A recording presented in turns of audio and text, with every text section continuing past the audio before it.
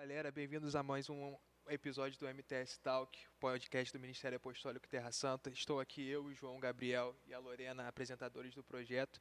E hoje nós temos a honra de ter dois convidados muito especiais que vieram diretamente de São Paulo aqui para Niterói para participar aqui do podcast, que são os apóstolos Gésia Cardoso e Cleide Cardoso, que vieram aqui para a nossa igreja para um congresso falar sobre legado e herança. E que foi algumas semanas atrás, que é quando esse episódio vai ser postado.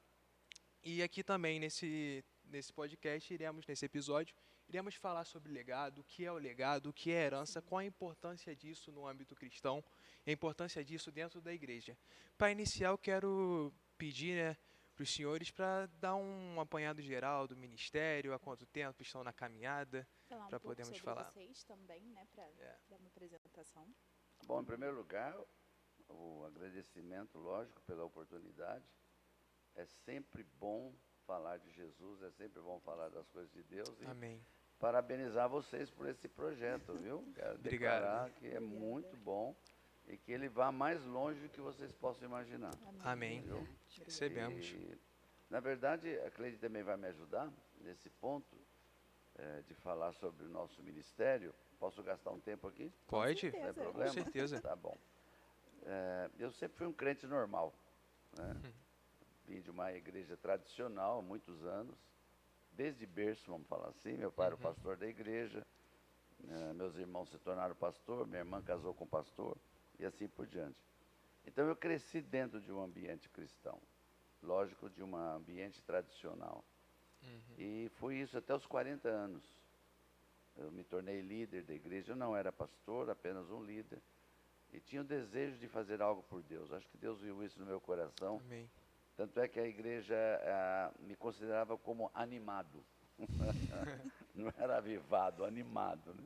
Porque era um pouco diferente da cultura da igreja local. Foi quando um pastor, metodista inclusive, jovem, que disse que eu precisava ser batizado com o Espírito Santo. Isso foi um choque para mim. Foi um choque porque eu era contra isso. Sim. Eu era contra falar em línguas, eu era contra tudo isso.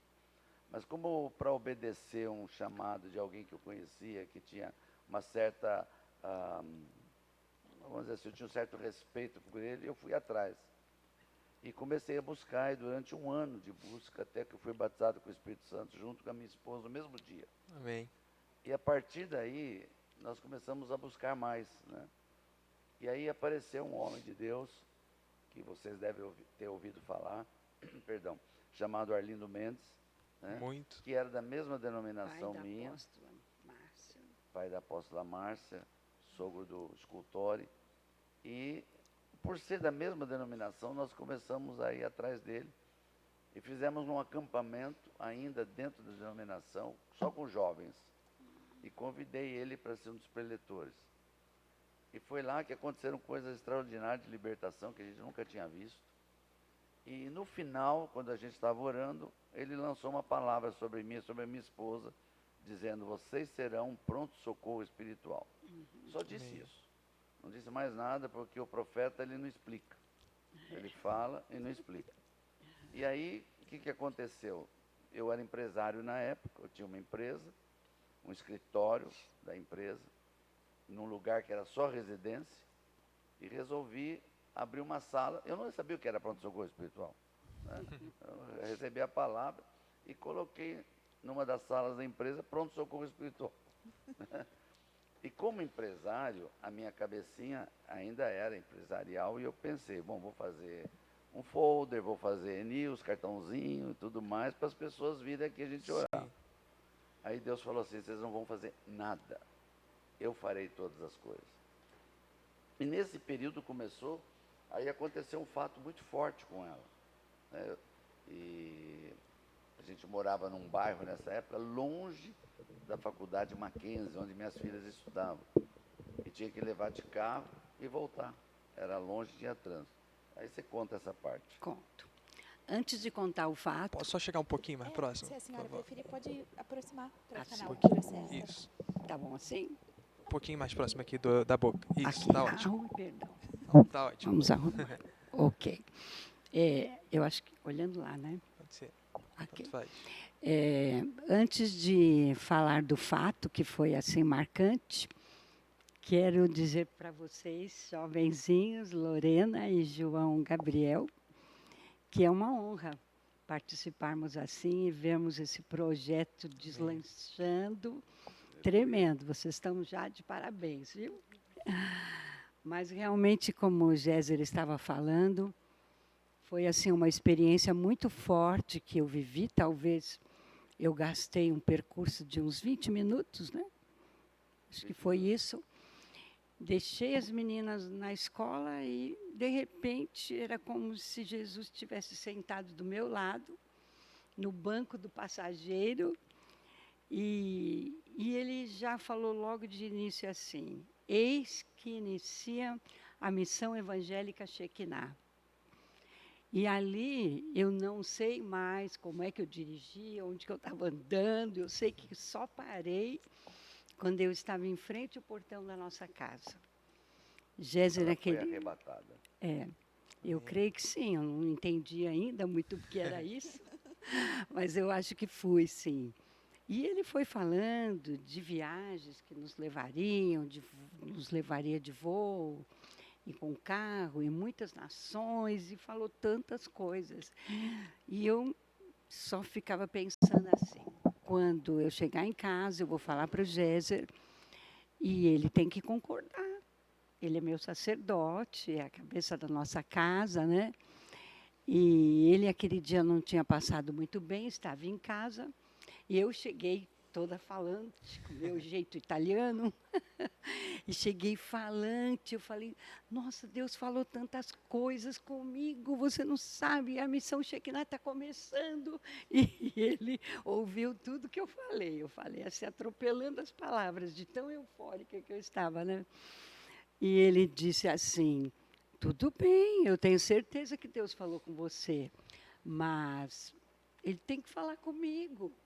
E eu, glória a Deus, porque quando o carro parou aqui em frente à nossa casa, a minha oração foi essa. Eu disse, fale com o Géser, ele é meu sacerdote, cabeça da nossa casa, o senhor tem que falar com ele. Então eu falei, já está concordado.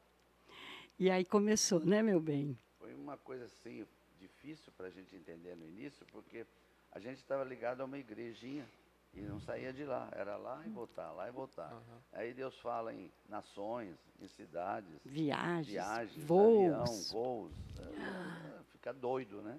Como é que pode acontecer? E hoje a Sim. gente olha para trás, tudo aconteceu exatamente como Deus falou. E ali Amém. começou a base da missão Shekinah. Não vou entrar em toda a história, porque é longa. Longo, muitos Estou episódios. dizendo o comecinho, Amém. como nós chegamos. Hoje nós temos 30 anos de missão. Amém. Já 30 completou anos. 30 anos. Aqui em Niterói também teve por um tempo a missão Shekinah, foi daí que iniciou aqui a nossa igreja, a partir de uma congregação da missão Shekinah, que depois era no bairro de Caraí, e depois se iniciou o Ministério Apostólico Terra Santa aqui no Fonseca. Que Então, bênção, através disso tudo, muitas pessoas foram abençoadas. Nós com aqui certeza. sempre estamos vendo nos imersões, tanto Cabo Frio quanto São Paulo. Eu, particularmente, tenho 19 anos desde a imersão 2006 de São Paulo. Olha, Vou glória a bastante. Deus. Olha que bênção. Então, nesse último eu não pude ir, mas Amém. sempre nós estamos lá, nossa igreja é muito abençoada através disso. Amém. E aí já são 30 anos do ministério. Antes da gente entrar, né, do que é o legado, eu queria perguntar qual é a chave para ter um ministério tão duradouro e tão firmado assim na palavra de Deus. Muito simples. Obediência 100% a Deus. Amém. Ponto número Sim. 1. Segunda coisa, nunca deixar a raiz de orgulho subir no coração. Com certeza. A gente pode falar para vocês que é verdade, eu e ela oramos constantemente nas nossas orações particulares. Senhor, se tiver qualquer raiz de orgulho, quebra antes de que ela apareça. Sim. Tira a raiz de orgulho, porque essa é a queda, é a ruína. Né? Sim. E a segunda coisa, ou a terceira coisa, aprendi o seguinte, não é como você começa que é importante. O importante é como você termina. Amém. Porque tem muitos ministérios que começam bem e terminam mal. Então a gente preserva a origem. Por exemplo, eu uso uma palavra que vocês vão entender bem, feijão com arroz. Né? Eu há 30 anos prego a mesma mensagem. Não tem nenhuma invenção nova, não tem nada novo. Tem as experiências novas, mas Sim. a mensagem Sim. básica é a mesma. E é isso que nos dá a vitória. Bem, é a mesma linha, né, desde o início. É que o senhor tá verdade. E uma das palavras assim que nós recebemos já com o pastor Arlindo, né, foi essa, de que seríamos um pronto-socorro e tantas coisas que Deus falou através dele. E então nós começamos a buscar, e a palavra mais forte assim que nós não esquecemos jamais, que quando Deus falou assim: eu farei todas as coisas. Ai, naquela Foi um hora assim, alívio. parece que a gente foi numa rede, sabe? Tirou o peso Sentamos, das costas. graças a Deus. E ele disse: eu os levarei, eu os trarei, eu farei todas as coisas. Amém. Então, isso é muito forte até hoje para nós, em todo o leque, né, vamos dizer assim, né, meu bem, esses 30 anos que o Senhor tem aberto, a gente tem visto Ele fazer, Ele dar direção, e graças a Deus pedimos obediência, porque essa é uma chave muito importante, Amém. obedecer ao Senhor. E não sair do objetivo e do propósito inicial. O que é o grande problema que os pastores enfrentam numa igreja local? É que com o tempo vai aparecendo novidades. Vamos fazer isso, vamos abrir isso, vamos abrir aquilo, vamos atender isso. E acaba saindo do objetivo inicial. E a igreja passa a ser uma igreja ativista, né? Faz tanta coisa e não foi nada do que Deus pediu. Então nós estamos preservando o que Deus pediu desde o início para nós. A gente não sai Amém. disso. Houve tentações? Houve. Houve pessoas que queriam que eu fosse pastor de uma igreja. Chegou a mostrar o prédio, que ia dar o prédio para mim. Qualquer pastor gostaria de um prédio montado, com tudo certeza. pronto em São Paulo, no melhor lugar. E eu tive que dizer para essa pessoa: muito obrigado, mas eu não posso sair daquilo que Deus mandou fazer. Sim. Então, esse é o grande segredo, é manter Amém. fidelidade ao chamado. Amém. Teve uma coisa que o senhor falou que eu achei bem interessante, que você falou que antes de todo esse processo começar, de todas as revelações, você ouviu de uma pessoa, você ouviu o conselho de uma pessoa a quem você considerava bastante, que era o pastor Arlindo. Nesse momento ele ainda não era o seu pai espiritual, né? Não. Chegou a ser mais tarde. Como foi, tipo, todo esse relacionamento e como foi esse avanço desse relacionamento? Porque, se não me engano, nesse momento no Brasil, o termo de paternidade espiritual não estava muito presente nas igrejas, né? Não. Vocês podem falar um pouquinho sobre isso? A questão da paternidade, na verdade, eu considero hoje falar que o pastor Arlindo foi meu primeiro pai espiritual.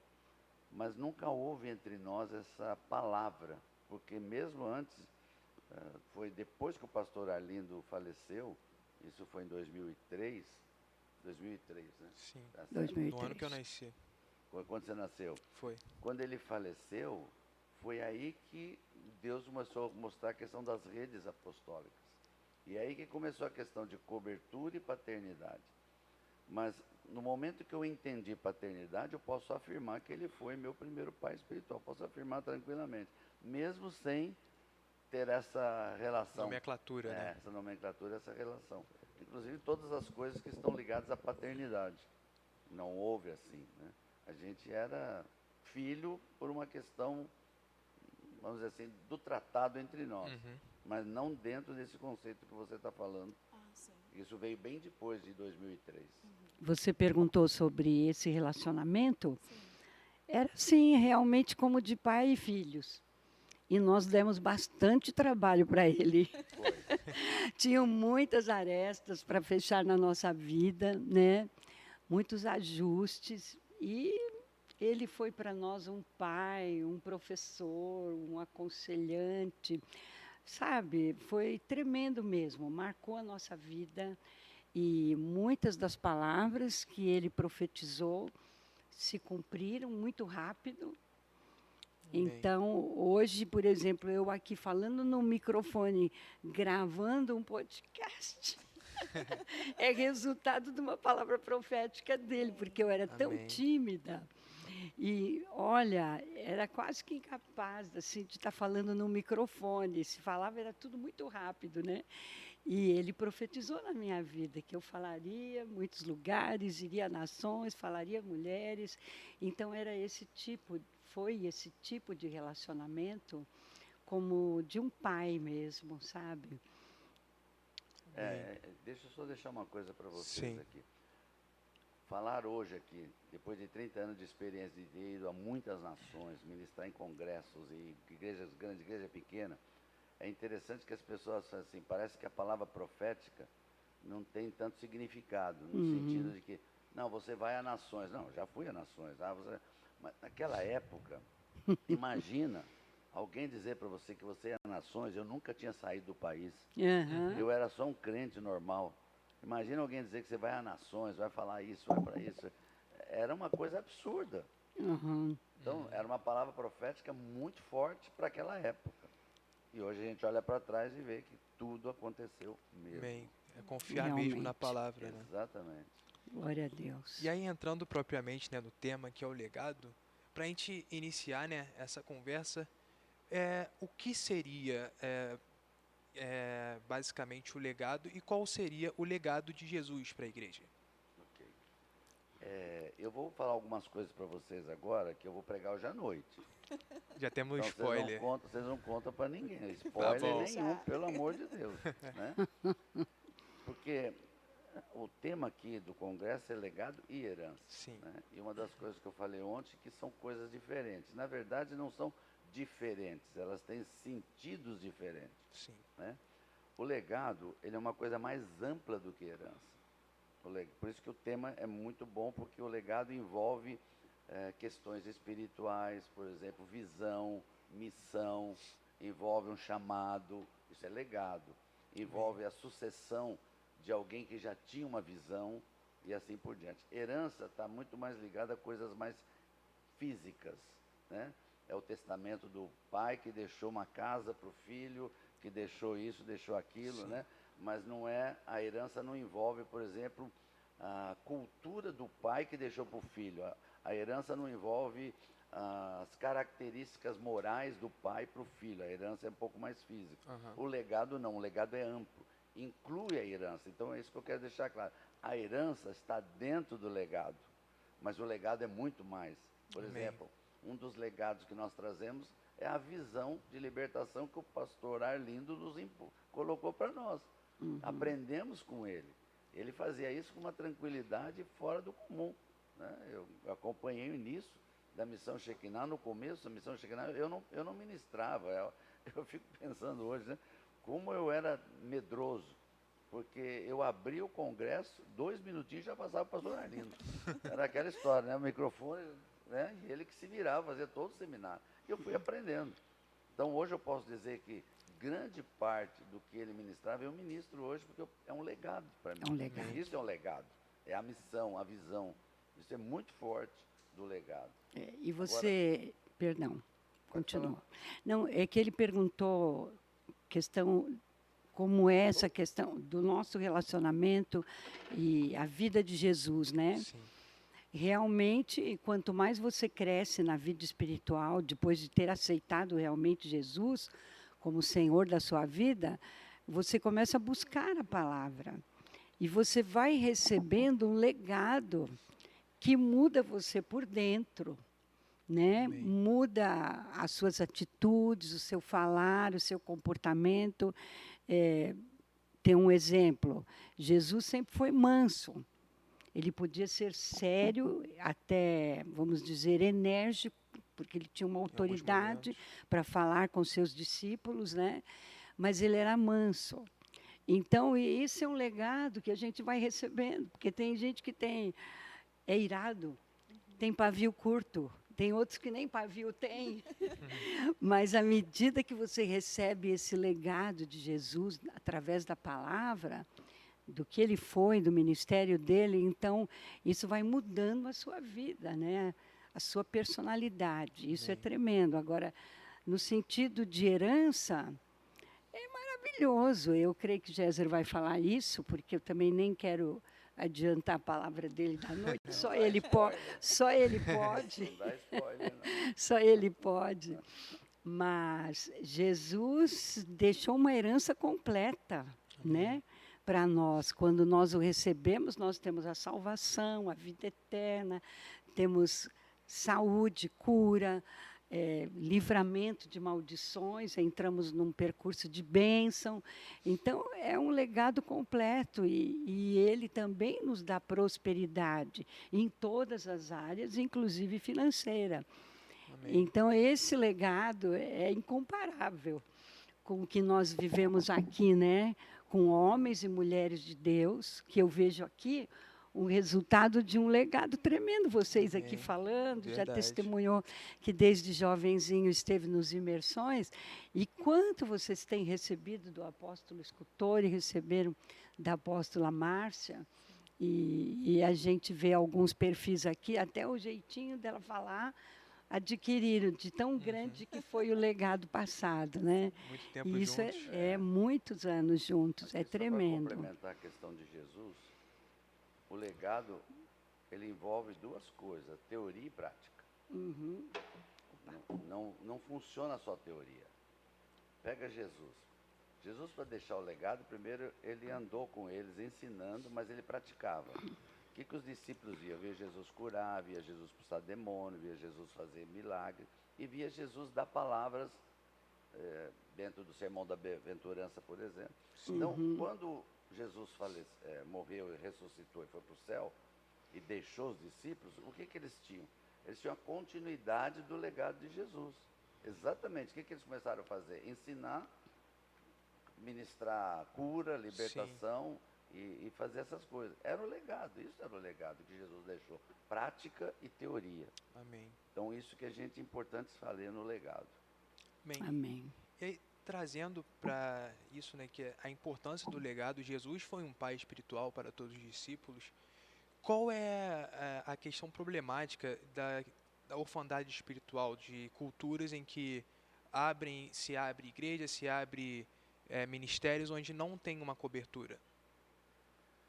Você falou uma coisa interessante, que Jesus era um pai espiritual.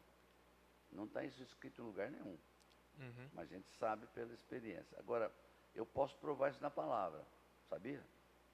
Porque Jesus disse para os discípulos assim, eu vou, mas não vos deixarei órfãos.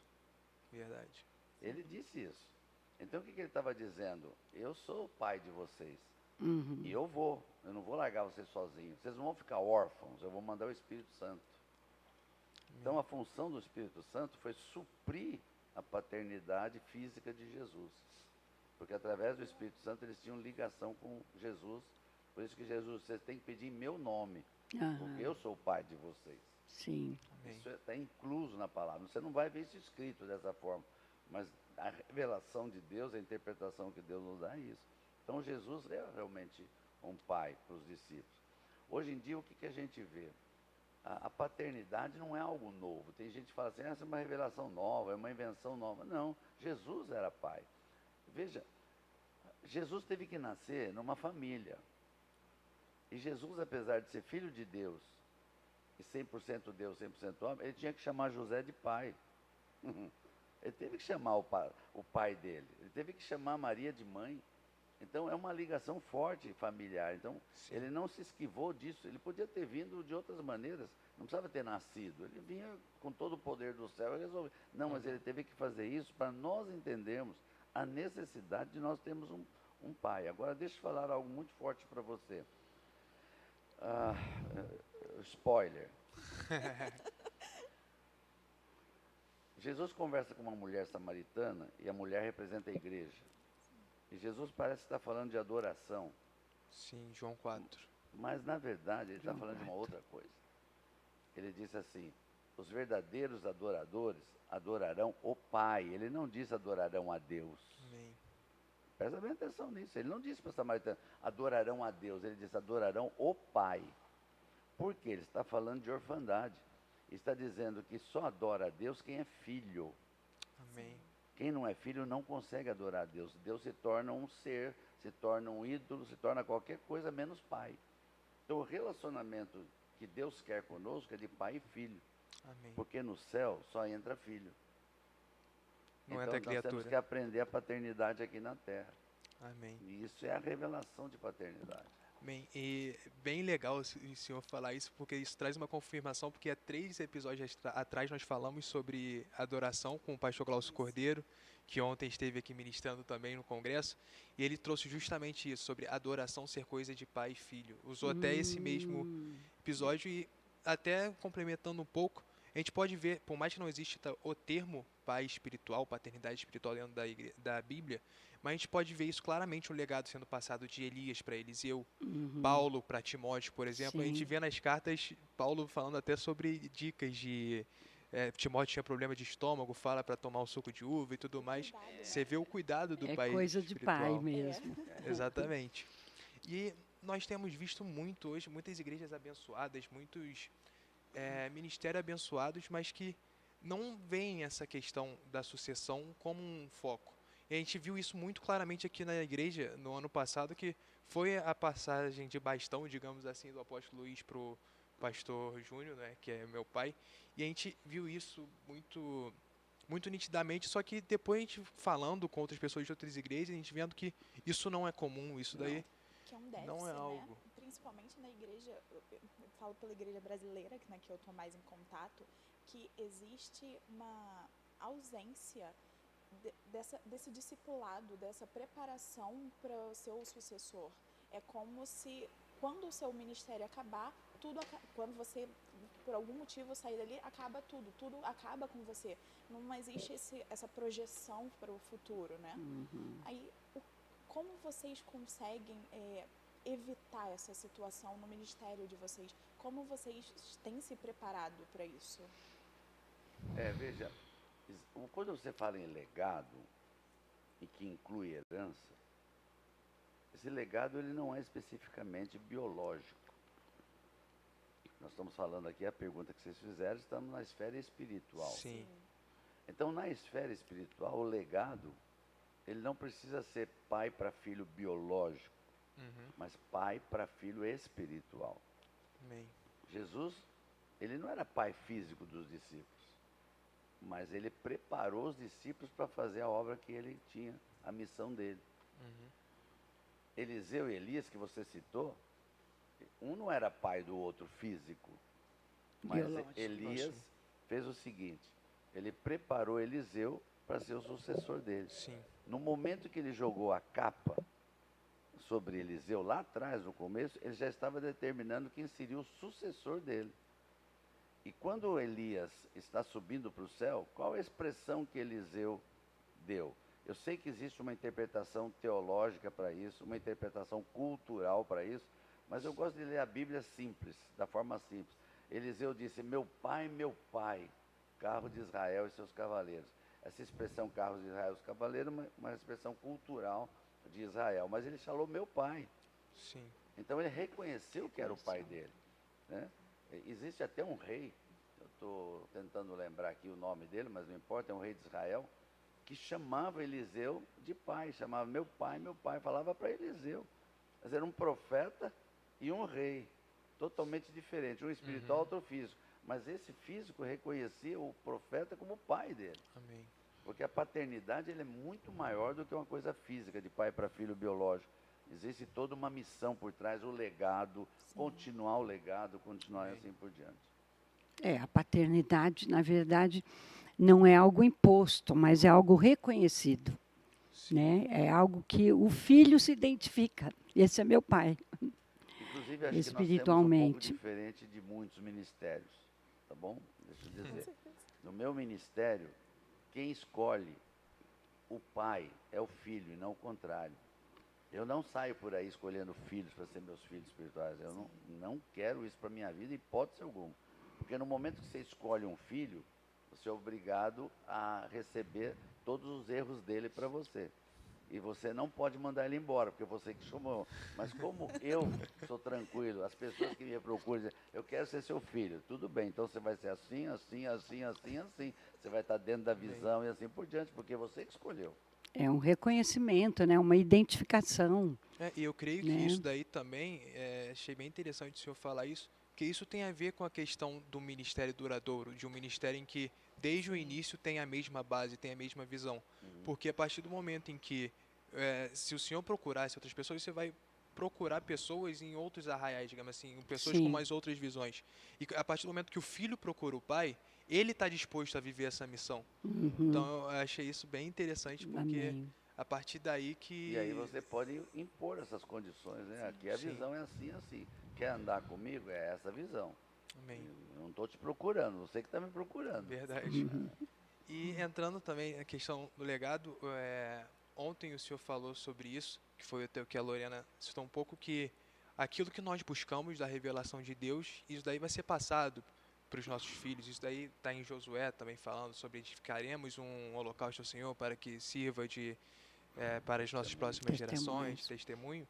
E nós vemos muito isso dentro de onde vivemos. O próprio apóstolo Rony Chaves, que é o pai espiritual do Senhor, tem um livro sobre o legado. Sim. Teve o apóstolo Arlindo, que também tem um livro que a apóstola Márcia deixou, né, antes de partir, que foi O Senhor Mostra-me Tua Glória. Agora, tem o senhor, tem o apóstolo Luiz, tem o meu pai, o pastor Júnior, e tem a gente que nós somos também sucessores desse legado, cremos nisso. E o senhor também falou ontem que Deus não é avô de ninguém.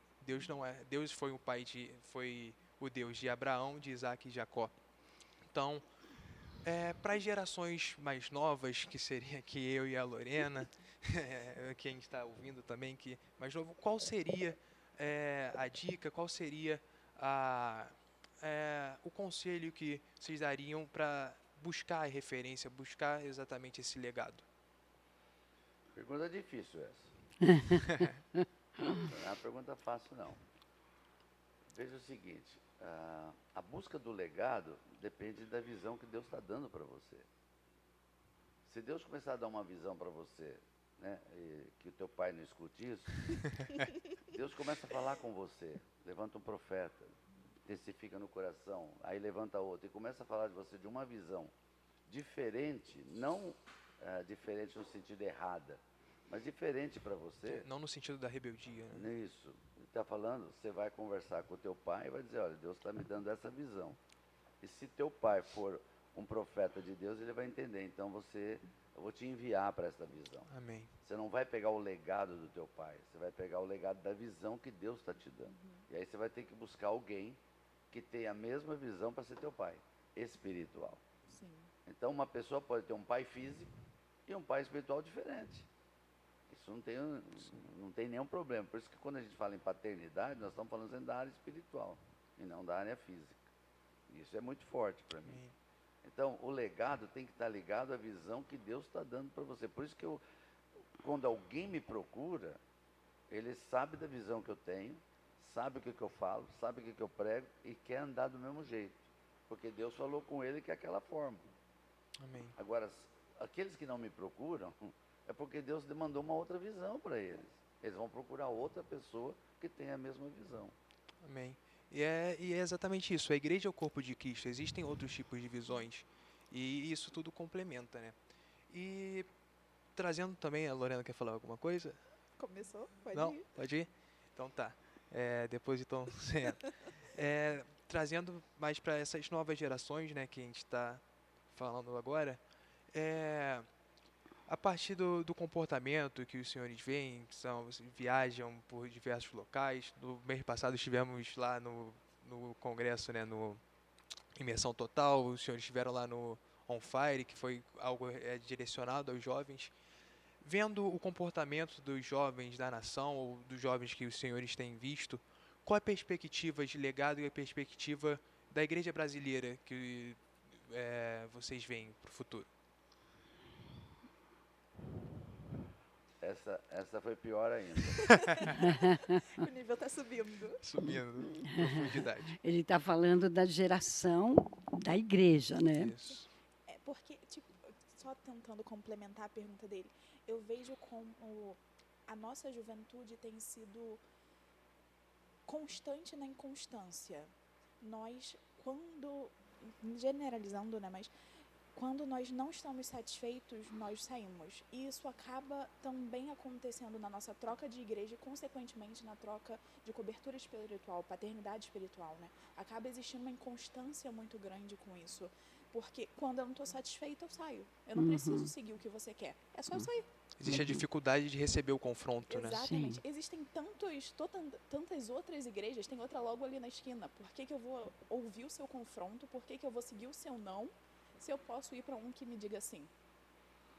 Esse é o ponto principal, né?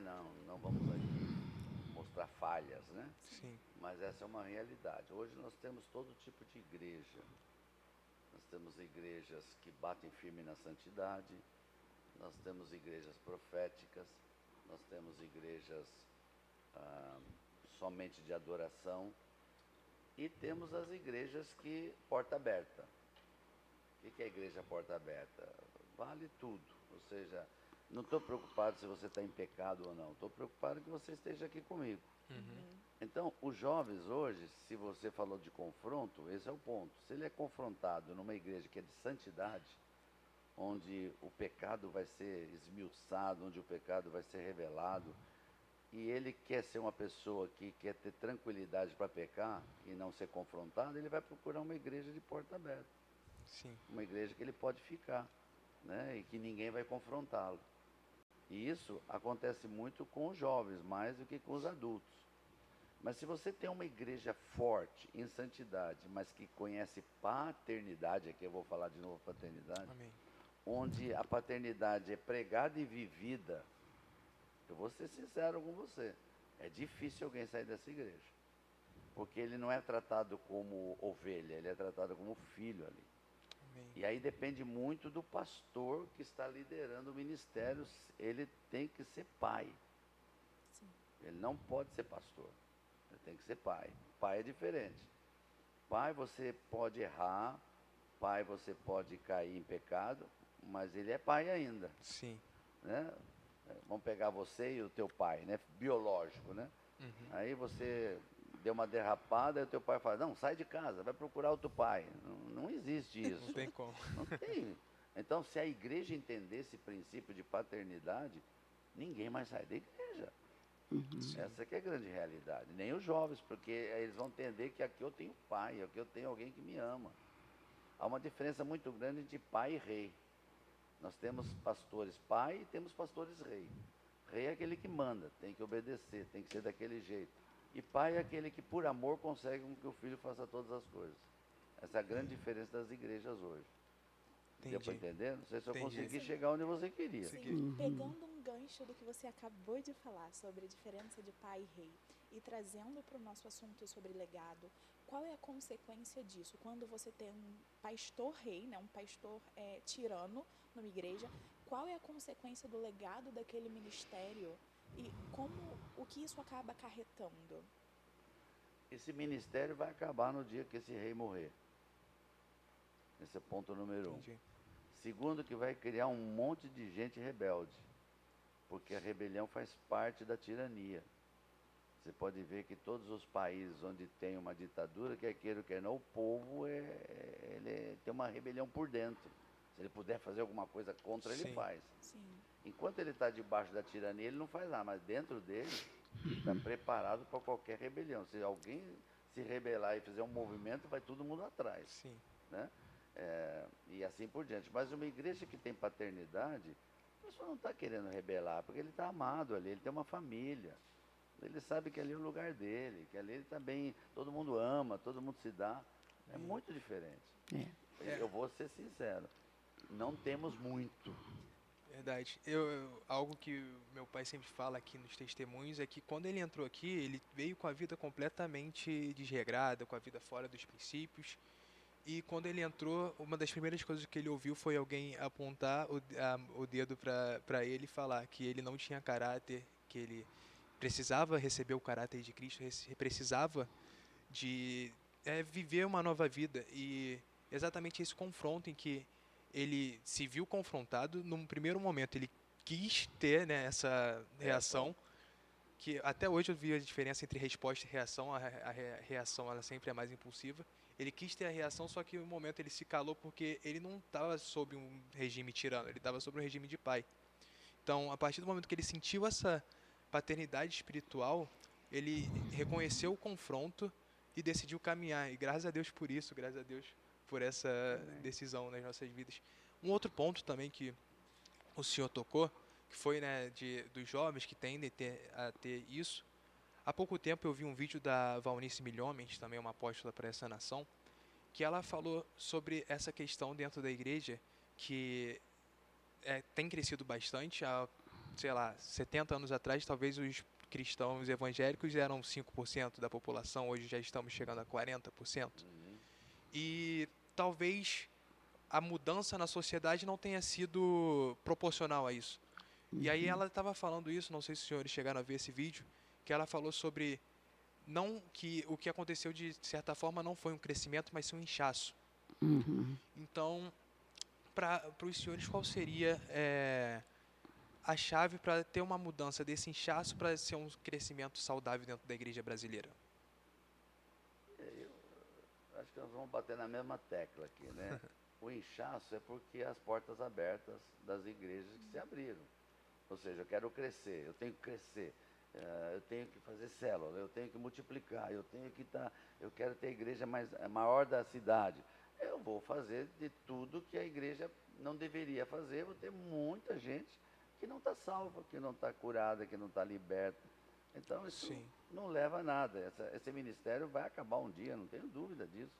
Porque quando vier a justiça e a retidão de Deus correta, não aguenta. Quando vier a perseguição, não aguenta, entendeu?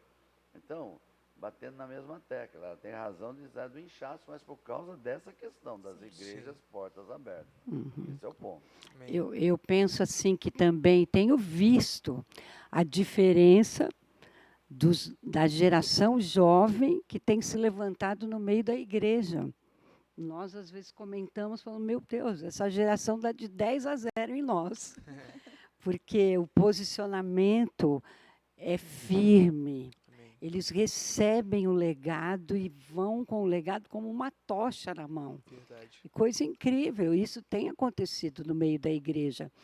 Agora, da onde veio isso? Eu creio, tenho certeza que foi de um legado que o próprio Jesus iniciou, passando aos seus discípulos, pela rendição dele, obediência dele, fidelidade dele a Deus Pai. Porque ele sempre falou, todas as vezes, qual era a palavra de Jesus? Eu vim fazer o que o meu Pai mandou. Eu estou falando com o meu Pai. Muitas vezes os discípulos pareciam que aquilo era um enigma. Não entendiam ainda o espiritual que ele falava. Agora, isso é um modelo para nós. E quando isso chega à igreja, como nós estamos falando hoje de uma paternidade, a paternidade entende isso, que agora são filhos, que precisam ser tratados como filhos espirituais. Então, o importante, a proximidade.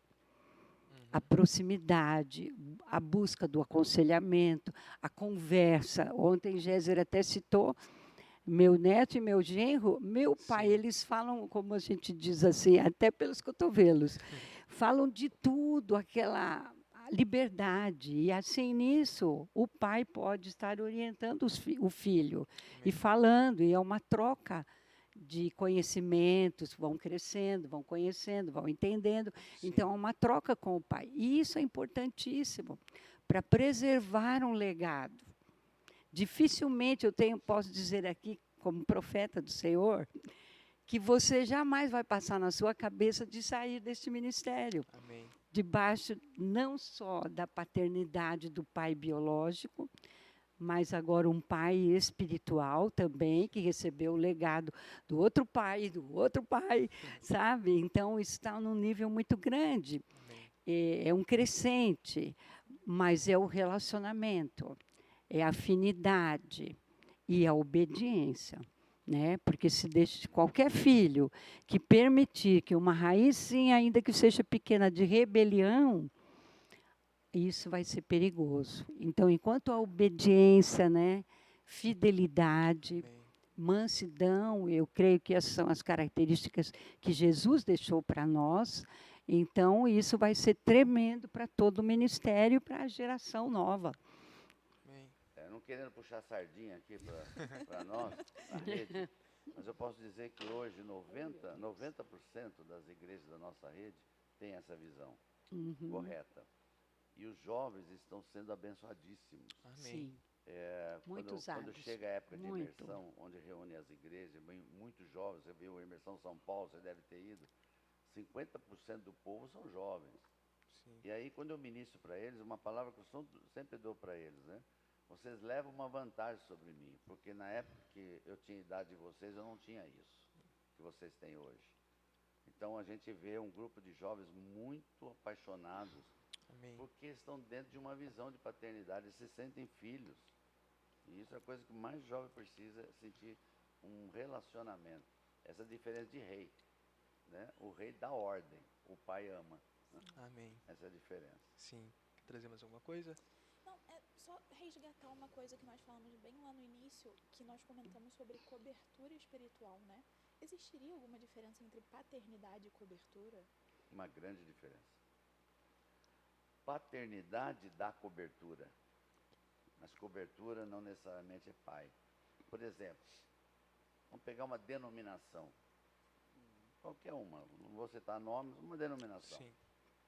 Tem diversos pastores, tem um supervisor, tem um bispo, tem um chefe, né? Isso não é paternidade, isso é cobertura. Eles estão debaixo de uma organização. Mas não existe paternidade, não existe relacionamento de pai e filho. O que é o chefe da denominação, ele quer saber de relatórios. Quer saber quanto que entrou nas igrejas, como é que está, tem número de batismo. Não, pai não. O pai não quer saber se teve conversões, se não teve conversões nesse sentido. O pai quer saber como está o filho. Entendeu? Sim. Eu falo para meus filhos espirituais, se você, sua esposa, sua família estiver bem, a igreja vai estar bem. Então não precisa Amém. se preocupar com a tua igreja, tem que preocupar com você. Sim. Amém. Essa é a diferença de cobertura e paternidade. Bem, agora estamos chegando, né, ao final, Ao né, final. dessa conversa, uma conversa muito rica. Para quem quer, né, escutar mais, tivemos o congresso, vai estar no YouTube do Ministério Apostólico Terra Santa, está lá recebendo o legado da admissão da herança, algo do tipo, aí no YouTube. E aqui os senhores falaram, né, sobre essa relação de jovens. Muitas vezes nós escutamos jovens como sinônimo de problema dentro da igreja. E graças a Deus é o que às vezes o apóstolo Luiz diz, que muita gente fala mal da igreja, que existem problemas de pastores, não sei o que lá, aí o pastor fala, não sei vocês, mas eu ando com pessoas sérias, eu ando dentro de pessoas que seguem o propósito de Deus. E eu também posso dizer isso dentro dos jovens, que eu ando com jovens que buscam um legado, Isso que aí. buscam essa herança. E para Amém. finalizar aqui, eu quero reafirmar isso, que estamos debaixo desse legado. Amém. Amém. Que, como foi falado, não existem uns avós espirituais, mas nós estamos também debaixo do legado dos senhores, através do apóstolo Luiz e do pastor Júnior. Amém. Então, queremos reafirmar isso, que estamos dentro, né, dessa mesma visão. Amém. Somos muito abençoados Sim, por diariamente. vocês. Como Amém. vocês foram abençoados pelo apóstolo Arlindo, nós também fomos diretamente abençoados. Amém. Através da minha vida também. Minha mãe diz que foi através de uma profecia do apóstolo Arlindo para a vida dela que ela me gerou. Então, da Amém. mesma forma Glória a que Deus. vocês foram abençoados, nós também Amém. fomos aqui. Amém. A Glória a vida da Deus. Lourenço, né, com certeza também foi. Amém. Então, queremos agradecer, é uma honra imensa para a nossa igreja, para nós aqui, recebê-los aqui. Estamos muito felizes mesmos. E queria dar a oportunidade, se vocês quiserem dar alguma palavra final, alguma palavra de conselho para todos que irão assistir aqui. Amém. Amém. Eu vou deixar só uma coisinha para criar uma curiosidade para quem quer pesquisar. O apóstolo e o discípulo de Jesus, que era considerado do amor, era João. João. Sim, Biblicamente, pela cultura, João era o discípulo do amor. E foi o único discípulo que escreveu: eu vos escrevo, jovens, porque vocês são fortes. Uhum.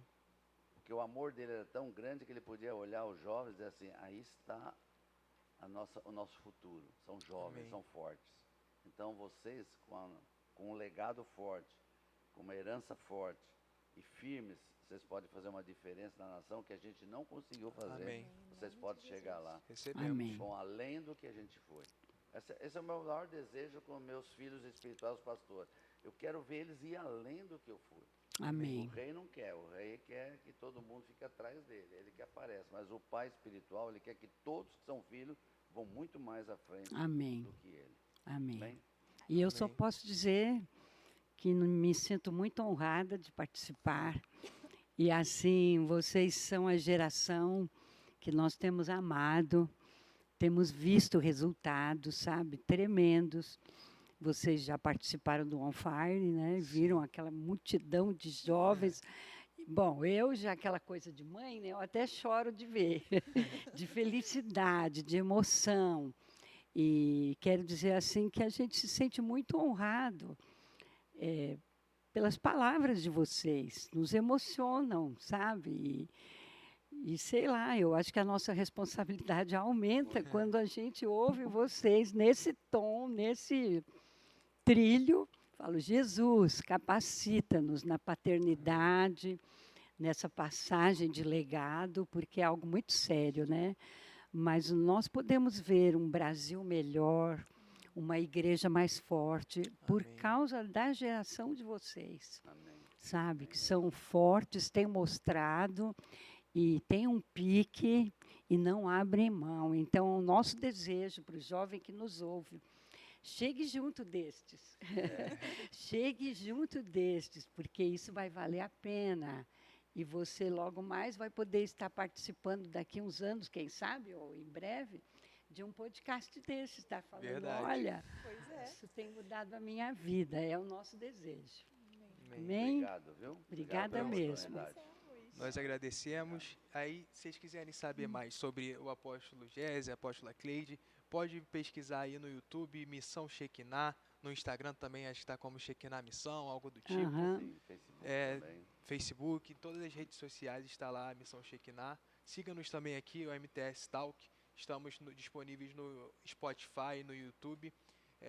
No Instagram estamos também como MTS Talk lá. Então, que o Senhor abençoe a sua vida. Que esse Amém. tempo aqui, que esse episódio tenha sido de grande valia para vocês, tá bom? Que Deus abençoe a todos. Amém. Tchau, Até tchau. a próxima. Amém.